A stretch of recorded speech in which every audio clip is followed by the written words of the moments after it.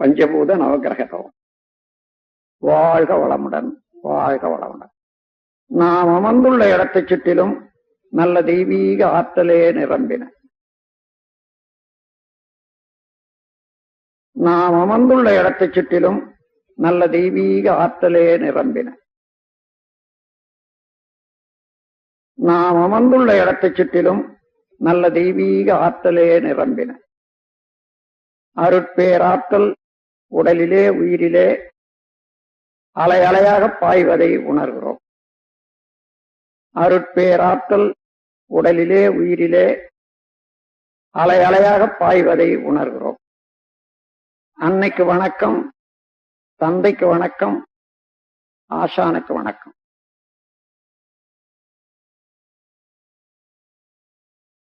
தவம் தொடங்குகிறோம். பஞ்சபூத நவகிரக தவம். பஞ்சபூதங்கள்ல பிருத்திவி, அப்பு, தேய், வாயு, ஆகாசம் என்று சொல்வார்கள். நிலம், நீர், நெருப்பு, காற்று, விண். இவற்றில ஐந்தாவது தத்துவமாகிய மண், நிலம், அதையே நாம் இப்பொழுது தவத்துக்கு எடுத்துக்கொள்றோம். நிலத்துக்கு அறிகுறியாக இந்த உலக உருண்டையே நாம் நினைவுபடுத்திக் கொள்வோம். இந்த உலக உருண்டை மிகப்பெரியது, 25,000 மைல் சுற்றளவு உடையது. மண்ணு, லோகங்கள், ரசாயனங்கள் இவற்றால் ஆனது. தன்னைத்தானே விரைவாக 1000 மைல் வேகத்துல மணிக்கு தன்னைத்தானே சுற்றி கொண்டிருப்பது. சூரியனை ஒரு நாள் ஒன்றுக்கு 16 லட்சம் மைல் சுற்றி வரக்கூடியது. இத்தகைய வியத்தகு கோள் இந்த நிலம், உலகம். அதனுடைய மேன்மையை மனவிரிவு கொண்டு மதித்து போற்றுவோம். அதனோடு ஒன்றி கலந்து உயிர் தொடர்பு பெறுவோம். இந்த பிரபஞ்ச பரிணாமத்துல இந்த நில உலகின் உற்பத்தி ரகசியத்தை உணர்ந்து கொள்வோம். இந்த நில உலகம் என்ற மண்ணாலும் மண்ணிலிருந்தும் இரவும் பகலும் எல்லா இடங்களிலும் எல்லா தொழில்களிலும் காப்பு பெறுவோம். மண்ணை பயனுள்ள முறையிலே வாழ்க்கையில பயன்படுத்திக் கொள்ளத்தக்க விஞ்ஞானத்தை வளர்த்துக் கொள்வோம். மண் என்ற நிலம் மீது, நில உருண்டை மீது மனம் செலுத்தி தவம் இயற்றுவோம்.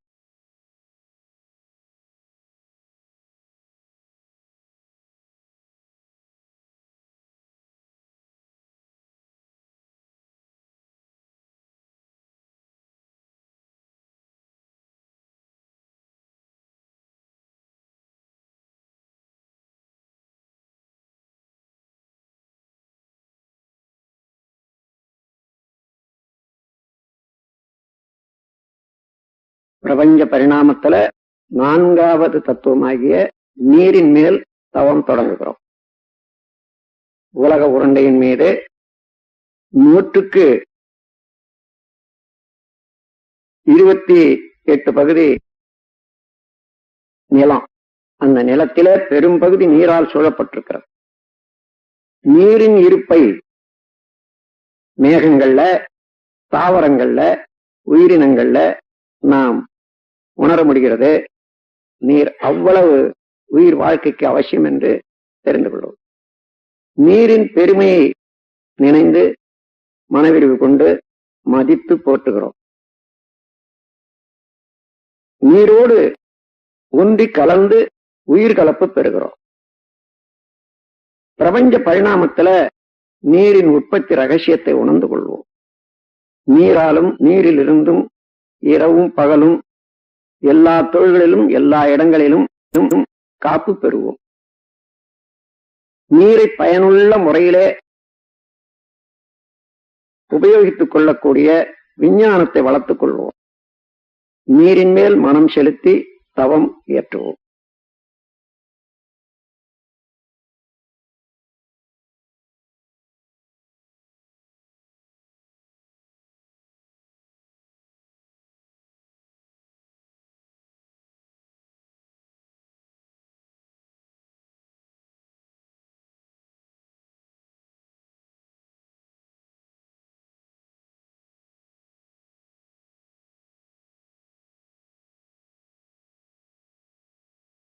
மூன்றாவது தத்துவமாகிய நெருப்பின் மீது தவம் தொடங்குகிறோம்.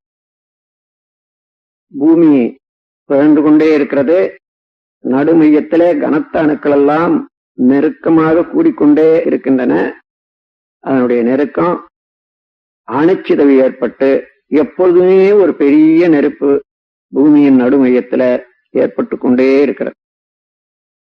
அதனுடைய கனல் மேல் பகுதி வரையில வந்து உயிர்கள் வாழ்வதற்கு உதவியாக இருக்கின்றது. மனவிரிவு கொண்டு நெருப்பின் பெருமையை மதித்து போற்றி மகிழ்கிறோம். நெருப்போடு உந்தி கலந்து உயிர்கலப்பு பெறுகிறோம். இந்த பிரபஞ்ச பரிணாமத்துல நெருப்பின் உற்பத்தி ரகசியத்தை உணர்ந்து கொள்வோம். நெருப்பாலும் நெருப்பிலிருந்தும் இரவும் பகலும் எல்லா நேரத்திலும் எல்லா இடங்களிலும் எல்லா தொழில்களிலும் நாம் காப்பு பெறுவோம். நெருப்பை பயனுள்ள முறையிலே உபயோகித்துக் கொள்ளக்கூடிய கலையை வளர்த்துக் கொள்வோம். நெருப்பின் மீது மனம் செலுத்தி தவம் இயற்றுகிறோம்.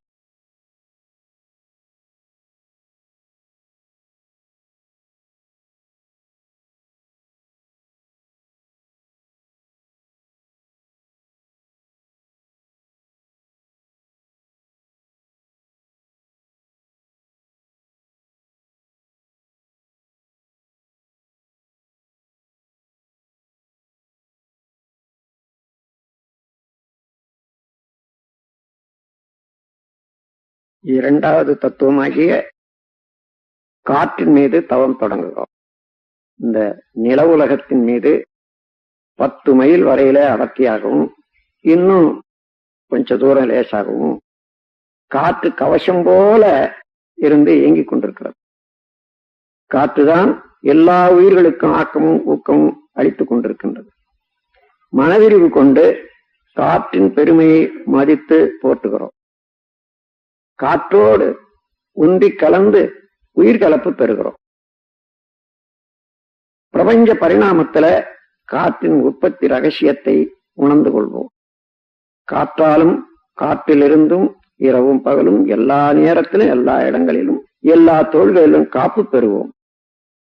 காற்றை பயனுள்ள முறையிலே உபயோகித்துக் கொள்ளக்கூடிய விஞ்ஞானத்தை வளர்த்துக் கொள்வோம். காற்றின் மீது மனம் செலுத்தி தவம் இயற்றுகிறோம்.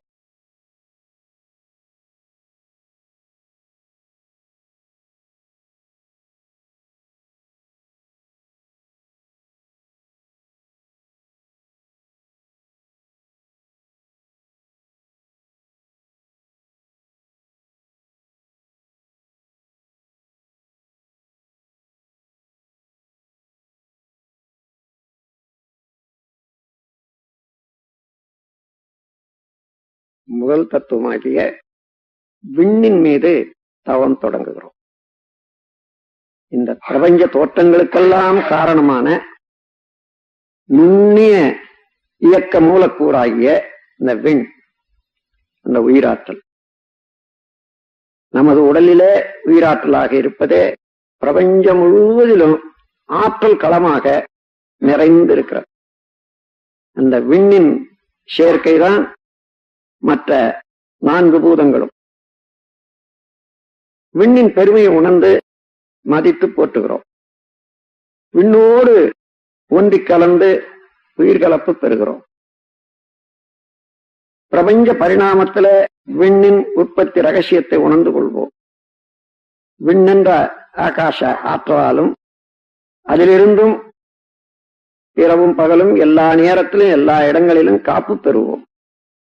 விண்ணை பயனுள்ள முறையிலே உபயோகித்துக் கொள்ளக்கூடிய ஆற்றலை வளர்த்துக் கொள்வோம்.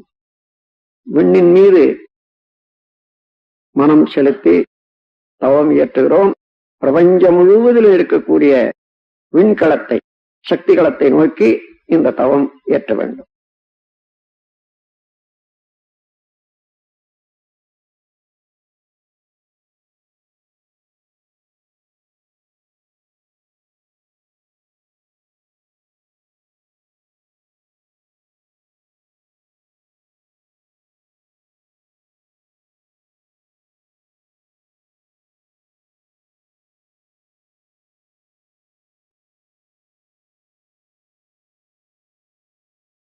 இந்த விண் நிறைந்த சக்திகளமாகிய அந்த ஆகாசத்துல, மகா ஆகாசத்துல பல கோடி நட்சத்திரங்களை பார்க்கிறோம். ஒவ்வொரு நட்சத்திரமும் ஒரு சூரியனே. அவற்றிலே ஒரு சூரியன் தான் இப்பொழுது நம் உலகம் சுற்றி கொண்டிருக்கக்கூடிய சூரியன். அதை சேர்ந்த கிரகங்கள் எல்லாம் சூரிய குடும்பம் என்று சொல்லுகிறோம். சூரிய குடும்பத்தை சேர்ந்த எல்லா கோள்களும் நமது உடலுக்கும் மனதுக்கும் நேரடியாக நெருங்கிய தொடர்புடையவை. இப்பொழுது இந்த 9 கோள்கள் மீது மனம் செலுத்தி தவம் இயற்றுகிறோம். முதல்ல சூரியனை நமது தவத்துக்காக நினைத்துக் கொள்கிறோம். சூரியன் ஒரு பெரிய நெருப்பு கோளம். அது பூமியை விட 19 லட்சம் மடங்கு பெரிது என்று கணக்கெடுத்திருக்கின்றார்கள். ஆரஞ்சு நிறமான கதிர்களை வீசிக்கொண்டு 25 நாட்களுக்கு ஒரு சுற்றும் தன்னைத்தானே முடித்துக் கொண்டு இயங்குவது சூரியன். சூரியனுடைய காந்தாலை கதிர்கள் வாழ்க்கையிலே வெற்றி, அறிவு மேன்மை, கல்வி மேன்மை, வாழ்க்கை வளங்கள் அனைத்தும் அளிக்க வல்லது. சூரியனுடைய காந்தாலை கதிர்களை நாம் ஏற்று நம்மோடு ஒன்றுபடுத்திக் கொள்ளுகிறோம். எப்பொழுதுமே சூரியனுடைய காந்தாலை கதிர்கள் நமக்கு நன்மையே செய்து கொண்டிருக்குமாக சூரியன் மீது மனம் செலுத்தி தவம் இயற்றுகிறோம்.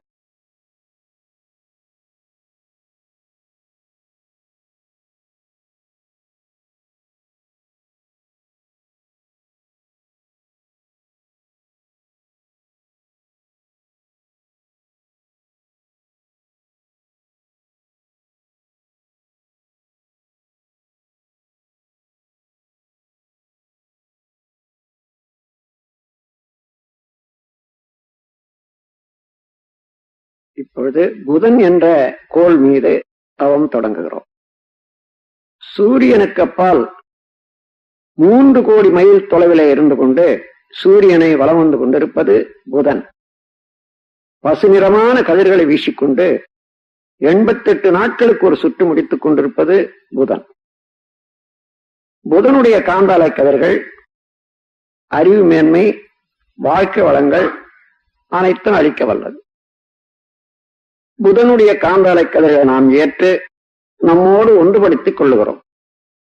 எப்பொழுதுமே புதனுடைய காந்தாலை கதிர்கள் நமக்கு நன்மையே செய்து கொண்டிருக்குமாக புதன் என்ற கோள் மீது மனம் செலுத்தி தவம் இயற்றுகிறோம்.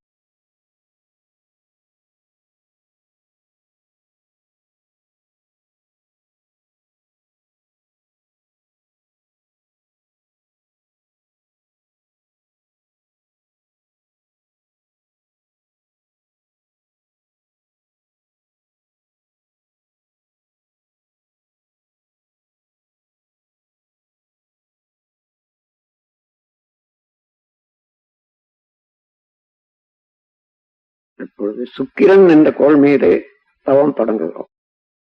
சூரியனை சுற்றி 2வது வட்ட பாதையில சுக்கிரன் 6 கோடி மைலுக்கு அப்பால் வலம் வந்து கொண்டிருப்பது. 225 நாட்களுக்கு ஒரு சுற்று முடித்துக் கொண்டு வெண்ணிறமான கதிர்களை வீசிக்கொண்டிருப்பது சுக்கிரன்.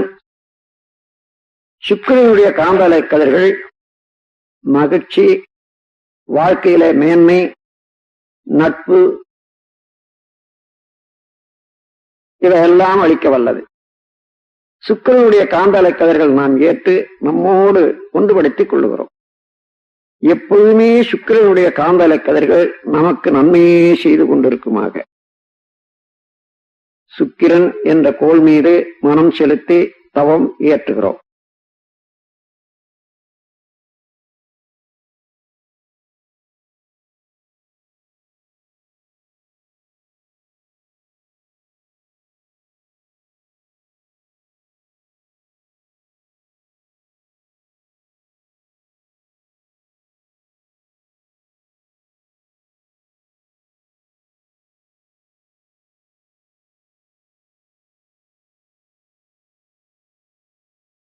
பொழுது சந்திரன் என்ற கோள் மீது தவம் தொடங்குகிறோம். சூரியனில் இருந்து 3வது வட்ட பாதையில சுழன்று கொண்டிருப்பது, வலம் வந்து கொண்டிருப்பது நில உலகம். 9 கோடி மைலுக்கு அப்பால் அந்த நில உலகத்தை வலம் வந்து கொண்டிருப்பது சந்திரன் 2,30,030 மைலுக்கு அப்பால். 29 நாட்களுக்கு ஒரு சுற்று முடித்துக் கொண்டு வெண்ணிறமான கதிர்களை வீசிக்கொண்டிருப்பது சந்திரன். சந்திரனுடைய காந்தாலை கதிர்கள் நமது இரத்த ஓட்டத்திலே சீர்மை அமைப்பது, அறிவிலே மேன்மை தருவது, வாழ்க்கையில் வளம் தருவது. நாம் எப்பொழுதுமே சந்திரனுடைய காந்தலை கதிர்கள் நமக்கு இந்த நன்மைகளை எல்லாம் செய்து கொண்டே இருக்குமாக சந்திரன் மீது மனம் செலுத்தி தவம் இயற்றுகிறோம்.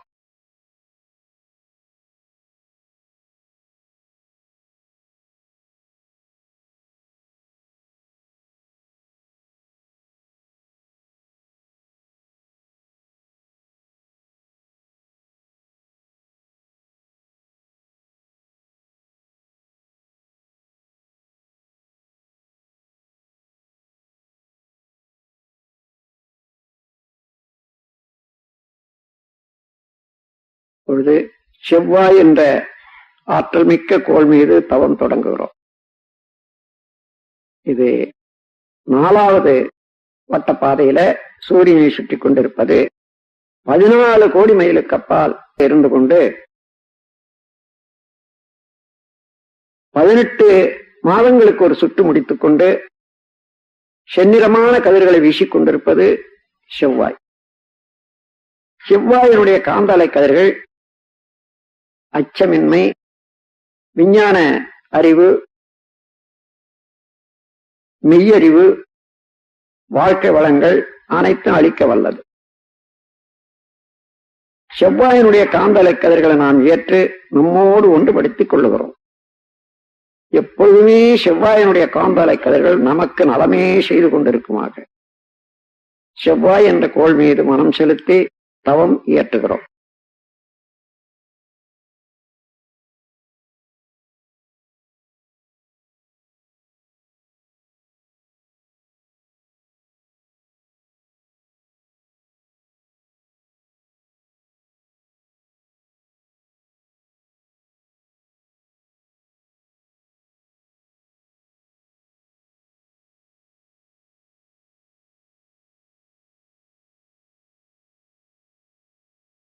அப்பொழுது குரு என்ற ஆற்றல் மிக்க பெருங்கோள் மீது தவம் தொடங்குகிறோம். சூரியனில் இருந்து 48 கோடி மைலுக்கு அப்பால் வலம் வந்து கொண்டிருப்பது குரு. பொன்னிறமான கதிர்களை வீசிக்கொண்டு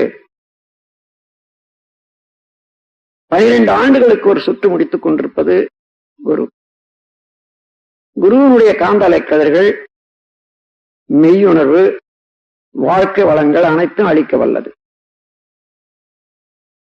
குருவினுடைய காந்தாலை கதிர்களை நாம் ஏற்று நம்மோடு ஒன்றுபடுத்திக் கொள்ளுகிறோம். எப்பொழுதும் குருவினுடைய காந்தாலை கதிர்கள் நமக்கு நன்மையே செய்து கொண்டிருக்குமாக குரு என்ற கோள் மீது மனம் செலுத்தி தவம் இயற்றுகிறோம்.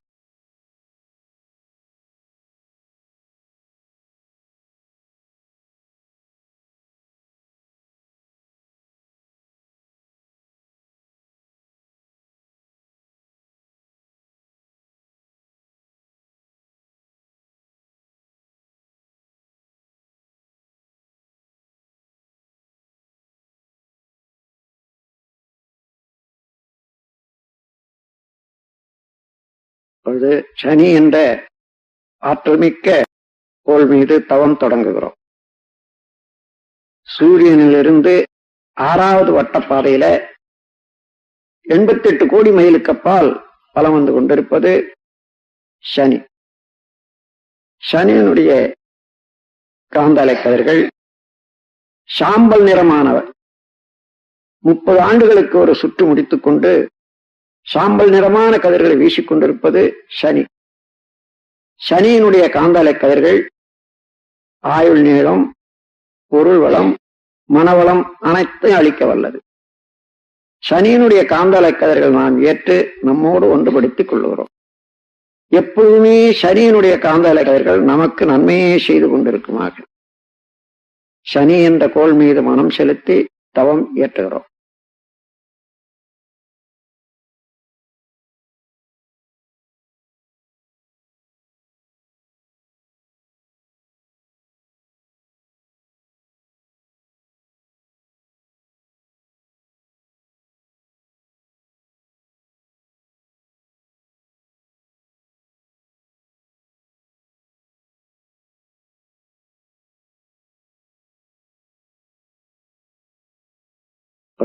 ராகு கேது என்னும் ஆற்றல்மிக்க காந்தாலை பாதைகள் மீது தவம் தொடங்குகிறோம்.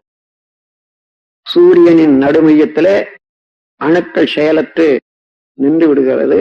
அது சுத்த வெளியாகி பிரம்மமாக மாறிக்கொண்டிருக்கும் நிலை, அதுவே கரும்புள்ளி எனப்படுகிறது. அது மேலும் மிக மிக அங்கே நிற்க முடியாமல் பிரபஞ்சம் முழுவதும் ஒரு போன்று ஆரம்பித்து பிரபஞ்சமெல்லாம் கடந்து சுத்த வெளியோட கலந்து கொண்டிருக்கிறார். சூரியனின் இருபுறமும் இவ்வாறு எப்பொழுதும் இயங்கிக் கொண்டே இருக்கக்கூடிய பிளாக் ஹோல், கருநிறமான காந்தாலை பாதைகள், ஒரு புறம் கேது என்றும் ஒரு புறம் ராகு என்று சொல்லுகிறோம். ராகு கேது இரண்டுமே கருநிறமான அலைகளை வீசிக்கொண்டு இருப்பவை. ராகு கேது காந்தாலைகள் மெய்விளக்கம், வாழ்க்கை வளங்கள், உடல் நலம் அனைத்தும் அளிக்க வல்லவை. ராகு கேது காந்தாலைகளில் இருந்து நாம் ஆற்றலை பெற்று ஒன்றுபடுத்திக் கொள்ளுகிறோம். எப்பொழுதுமே ராகு கேது ஆற்றல்கள் நமக்கு நன்மையே செய்து கொண்டிருக்குமாக ராகு கேது என்னும் காந்தாலை பாதைகள் மீது மனம் செலுத்தி தவம் இயற்றுகிறோம்.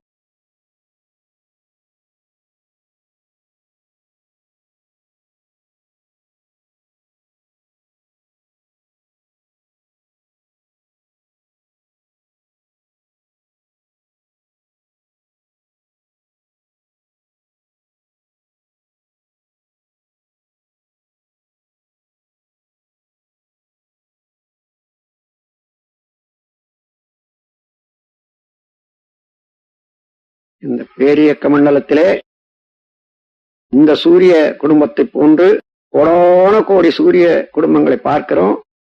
அவர்களெல்லாம் நட்சத்திரம் என்று வழங்குகிறோம். அப்படி எல்லா நட்சத்திர கூட்டங்களையும் 12 வீடுகளாக பிரித்து இருக்கின்றார்கள். மேஷம், ரிஷபம், மிதுனம், கடகம், சிம்மம், கன்னி, துலாம், விருச்சிகம், தனுசு, மகரம், கும்பம், மீனம் என்று எல்லா நட்சத்திர தொகுதிகளில் இருந்தும் நமக்கு எப்பொழுதுமே ஆற்றல்கள் வந்து கொண்டே இருக்கின்றன. எல்லா வீட்டினுடைய எல்லா தொகுதியினுடைய ஆற்றல்களும் நமக்கு நலமே செய்து கொண்டிருக்குமாக இந்த 12 வீடுகளாக உள்ள இந்த பிரபஞ்சத்தை தாண்டி அப்பால் செல்லுகிறோம். சுத்த வெளி மெய்ப்பொருள் அதே விளங்கிக் கொண்டிருப்பதை உணர்கிறோம். நமக்குள்ளாக அந்த மெய்ப்பொருள் என்ற சுத்த வெளியில கெட்டிப்பொருளாக உடல், இரத்த ஓட்டம், வெப்பம், காற்று, உயிர், இந்த 5 பௌதீக பிரிவுகளையும் உணர்ந்து கொள்ளுகிறோம். எல்லாவற்றையும் அறிவு ஆண்டு கொண்டிருப்பதை உணர். இதையே போன்று ஒவ்வொரு மனிதரிடத்தும் ஒவ்வொரு உயிர்களிடத்தும் அமைந்திருப்பதை உணர்கிறோம். அந்த உயிர்கள் துன்பம் இல்லாத முறையில வாழும் அளவுக்கு நம்முடைய செயல்களை ஒழுங்குபடுத்திக் கொள்ளவும், துன்பம் படும் உயிர்களுக்கு இயன்ற வரையிலே உதவும் நாம் கருணையோடு செயல்புரிய வாழ முனைவோம். இந்த பேரறிவில, இந்த விரிவான மனநிலையில எப்பொழுதும் மறவாது இருந்து கொண்டு நம் வாழ்வை நடத்தி வருவோம். அருட்பேராற்றல் கருணையினால் உடல் நலம், நீளாயும், நிறை செல்வம், உயர் புகழ், மெய்ஞானம் ஓங்கி வாழ்வோம். அருட்பேராற்றல் கருணையினால் உடல் நலம், நீளாயும், நிறை செல்வம், உயர் புகழ், மெய்ஞானம் ஓங்கி வாழ்வோம்.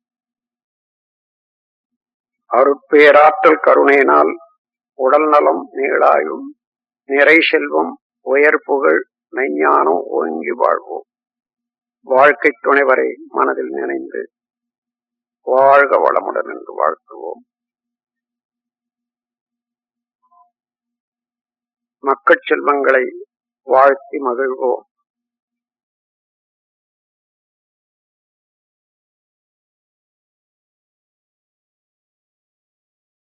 உடன் பிறந்தோரை ஒருவராக வாழ்த்திக் கொள்வோம்.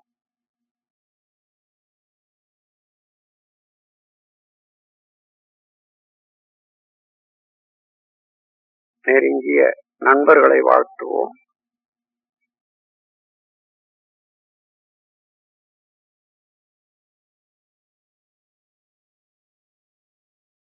தொழில்துறையிலே, கடமையிலே தொடர்புடையவர்களை எல்லாம் வாழ்த்துவோம்.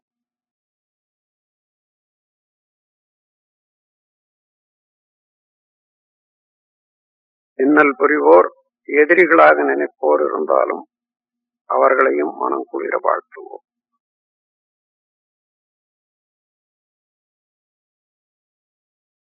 வாழ்க வையகம், வாழ்க வையகம், வாழ்க வளமுடன். உலகில் உள்ள பொறுப்புடைய தலைவரெல்லாம் உயிரறிவை உள்ளுணர்வாய் பெறுதல் வேண்டும். உலகனைத்து நாடுகளின் எல்லை காக்க ஓருலக கூட்டாட்சி வலுவாய் வேண்டும். உலகில் போர், பகை, அச்சமின்றி மக்கள் உழைத்துண்டு வளங்காத்து வாழ வேண்டும். உலகெங்கும் மனித குலம் அமைதி என்னும் ஒரு வற்றாத நன்னிதி பெற்றிய வேண்டும். வாழ்க வையகம், வாழ்க வையகம், வாழ்க வளமுடன். ஏரி, குளங்கிணறு, ஆறு எல்லாம் நிரம்பி வழிய மாறி அளவாய் பொழிக, மக்கள் வளமாய் வாழ்க. ஏரி, குளங்கிணறு, ஆறு எல்லாம் நிரம்பி வழிய மாறி அளவாய் பொழிக, மக்கள் வளமாய் வாழ்க. ஏரி, குளங்கிணறு, ஆறு எல்லாம் நிரம்பி வழிய மாறி அளவாய் பொழிக, மக்கள் வளமாய் வாழ்க. வாழ்க வையகம், வாழ்க வையகம், வாழ்க வளமுடன். ஓம் சாந்தி சாந்தி சாந்தி.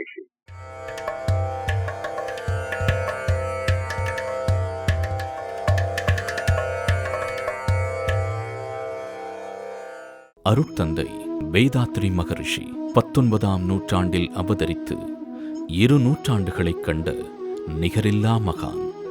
ஏழ்மை என்றால் என்னவென்று தெரியாத மன்னன் ஏன் என்ற கேள்வியினால் புத்தனானான். ஏழ்மையில் பிறந்து ஏழ்மை ஏன் என்ற கேள்வியினால் வேதாத்ரி மகரிஷியானார். தான் கண்டுணர்ந்த தெளிவுற்ற ஞானத்தையும் வாழ்க்கையை சிறப்பாக வாழும் இரகசியங்களையும் நாம் அனைவரும் எளிதாக கற்று வாழ்வில் இன்புற்று வாழ வேண்டுமென மனவளக்கலை எனும் அற்புத கலையை பயிற்சி முறைகளாக வடிவமைத்து இப்பூ உலகிற்கு அர்ப்பணித்தார். மனவளக்கலை என்பது மனிதனை முழுமையான மனிதனாக்கும் கலை. மனதின் மாண்பு அறிந்து மனதை நல்ல முறையில் பயன் தரத்தக்க முறையில் ஆளக்கூடிய திறமை அளிக்க வல்ல பயிற்சி தான் மனவளக்கலை. எத்தனையோ மனிதர்களின் வாழ்வில் ஆனந்த தீபத்தை ஏற்றி வைத்துள்ளது மனவளக்கலை. ஆழியார் அறிவு திருக்கோயில் பசுமை எழில் கொஞ்சும் மலையடிவாரத்தில் உலக சரித்திரத்தில் முதல் முறையாக இங்குதான் அறிவுக்கென்று ஒரு கோயில் கட்டப்பட்டது. இவ்வதிசயத்தை நிகழ்த்தியவர் அருட்தந்தை வேதாத்ரி மகரிஷி. துன்பங்களை சந்தித்து விதியே என சிக்கித் தவிப்போருக்கு விதியை அறிவால் வெல்லும் வித்தையை கற்றுத்தருகிறது ஆழியார் அறிவு திருக்கோயில். ஆழியார் அறிவு திருக்கோயிலில் அடியெடுத்து வைத்தோர் வாழ்வின் பிரச்சனைகளை பக்குவமாகவும் தீர்க்கமாகவும் கையாண்டு மகிழ்வோடும் நிறைவோடும் வாழ்வது உறுதி. மனவளக்கலையில் கற்றுக் கொடுக்கப்படும் எளிய முறை உடற்பயிற்சிகள் நாள் முழுவதும் நம்மை சுறுசுறுப்புடனும் உற்சாகத்துடனும் வைத்திருக்கிறது. தீராத நோய்களுக்கு தீர்வாகவும் நோய்கள் வராமலும் தடுக்கிறது. சிறியவர்கள் பெரியவர்கள் என அனைவரும் கற்று சுலபமாக செய்யும் விதமாக பயிற்சிகள் வடிவமைக்கப்பட்டுள்ளது. நமது உயிர் சக்தியை ஆரோக்கியமான ஆக்க சக்தியாக மாற்றி அதன் மூலம் நீண்ட ஆயுளுடன் இளமையை தக்க வைத்துக் கொள்ள எண்ணற்ற சித்தர்களும் யோகிகளும் கையாண்ட சக்தி வாய்ந்த காயகல்ப பயிற்சியும் இங்கு கற்றுக் கொடுக்கப்படுகிறது. மனதை பக்குவப்படுத்தும் வித்தையை கற்றுக்கொண்டால் நாம் ஒவ்வொருவரும் அமைதியும் ஆனந்தமும் நிறைந்த வாழ்க்கையை வாழ முடியும். அதற்கான ஆழ்நிலை தியானங்கள் இங்கு கற்றுக் கொடுக்கப்படுகின்றன. கோபம் தவிர்த்தல், கவலை ஒழித்தல், பயம் போக்குதல், தன்னம்பிக்கை வளர்த்துக் கொள்ளுதல், பொருளாதாரத்தில் தொழில்துறையில் முன்னேற்றம் என கேட்பதெல்லாம் கொடுக்கும் கற்பக விருட்சம் அக்ஷய பாத்திரம் அருட்தந்தை வேதாத்ரி மகரிஷி அருளிய மனவளக்கலை. நமது ஆழியார் அறிவு திருக்கோயிலில் வெளியூர், வெளிமாநிலம் மற்றும் வெளிநாடுகளிலிருந்து வரும் அன்பர்கள் தங்கி பயிற்சி பெறும் வகையில் நவீன வசதிகளுடன் கூடிய சுகாதாரமான தங்குமறைகள், சுத்தமான முறையில் தயாரிக்கப்படும் ஆரோக்கியமான அறுசுவை உணவு, ஏசி வசதியுடன் கூடிய விசாலமான பயிற்சி அரங்கங்கள், இவை அனைத்தும் காற்றோட்டமான அமைதியான பசுமை நிறைந்த சூழலில் அமைந்துள்ளன. மனவளக்கலை பயிற்சியுடன் மலைப்பகுதிகளுக்கு ட்ரெக்கிங், போட்டிங், அருவிக்குளியல், பேட்டரி காரில் அறிவு திருக்கோயில் வளாகத்தை உலா வருதல், பண்பாட்டை திரும்பி பார்க்க வைக்கும் மாட்டுவண்டி பயணம் என வாழ்க்கையின் பரபரப்பான சூழலில் இருந்து விடுபட்டு தன்னை பற்றி கவனம் செலுத்த பொன்னான வாய்ப்பை ஏற்படுத்தி தருகிறது. செய்யும் தொழிலில் தனித்துவத்துடன் செயல்படவும் வாழ்வில் வெற்றி பெறவும் இப்பயிற்சிகள் உதவுகிறது. மேலும் அகத்தாய்வு பயிற்சிகள், பிரம்மஞான பயிற்சி, யோகா ஆசிரியர் பயிற்சி, அருட்தந்தை வேதாத்ரி மகரிஷியின் அன்பும் கருணையும் எப்போதும் ஆழியார் அறிவு திருக்கோயில் மூலமாகவும் உலக சமுதாய சேவா சங்கத்தின் மூலமாகவும் உலக மக்கள் அனைவருக்கும் சென்று சேர வேண்டும் என்ற நோக்கத்தில் அவருக்கு பின் உலக சமுதாய சேவா சங்கத்தின் பொறுப்பிற்கு தலைமையேற்று தன்னலமற்ற சேவையை குருவிற்கு தரும் தட்சணையாக செய்து வருகிறார் பத்மஸ்ரீ SKM மயிலானந்தன் அவர்கள். மனிதனை மாமனிதனாக, தெய்வீக மனிதனாக உயர்த்துகின்ற மனவளக்கலை பயிற்சிகளை கற்றுத்தரும் ஆழியார் அறிவு திருக்கோயிலுக்கு வாருங்கள். வாழ்வில் அன்பும் அமைதியும் ஆனந்தமும் காணுங்கள்.